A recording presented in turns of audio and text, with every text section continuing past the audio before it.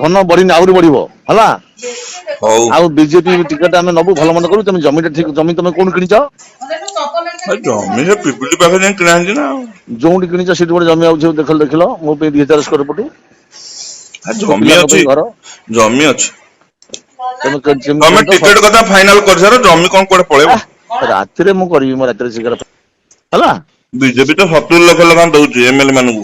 ନା 3 ଲକ୍ଷ 3 କୋଟି 4 କୋଟି 5 କୋଟି 6 କୋଟି ଏମିତି ଦଉଛି ହେଲା। ଆଉ ଟିକେ 70 ଲେଖା ନା ଦଉଛି ହେଲା। 70 ଲକ୍ଷ ନୁହଁ। ହଁ 3 କୋଟି 4 କୋଟି 5 କୋଟି 6 କୋଟି ତାହେଲେ ହାଏଷ୍ଟ ହଉଛି 6 କୋଟି। ଜିତିଆ କ୍ୟାଣ୍ଡ 6 କୋଟି। ହୁଁ। ଆଉ ଯୋଉଟା ନର୍ମାଲ କୋଉଠି ମେଣ୍ଟେନ କରିବା ପାଇଁ 1.5 କୋଟି 2 କୋଟି ହେଲା। ହଉ ଖାଇସାର। ପାହାଡ ଦାମ ନା ମୁଁ ବୈଷ୍ଣବ ମୋ କକା ଭୁବନେଶ୍ୱରରେ ଦାଦା ଦେଖ ତମକୁ କାଜି କହିବି ଯୋଉଠି ଯୋଉ ମତେ କକା ପିସି ମିଳିଲେ ମୁଁ ବାଣ୍ଟି ଦିଏ କକା ହେଲା। ମୋ ଦାନାର ପାଖରେ ବସି କହୁଛି ହେଲା। କିଛି ମୁଁ ନବା ସ୍ୱପ୍ନ ଦେଖି ନାହିଁ କିନ୍ତୁ ମୁଁ ଜମି କିଣିବା କାହିଁ କହିଲି କହିଲ?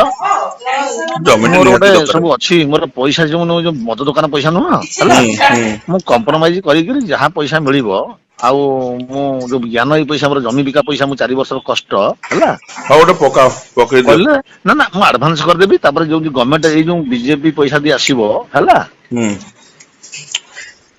ଇଲେକ୍ସନ ହୁଁ ହଁ ହୁଁ। ଗୋଟେ ଜମି କିଣିଲେ ମୋ ପିଲାମାନେ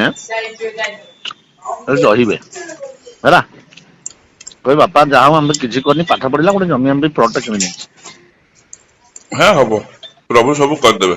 ଆଉ ଖବର ପଛର ସତ୍ୟତା ଜାଣିବାକୁ ଆମ ଚ୍ୟାନେଲକୁ ଲାଇକ୍, ସବସ୍କ୍ରାଇବ୍ ଓ ସେୟାର କରନ୍ତୁ।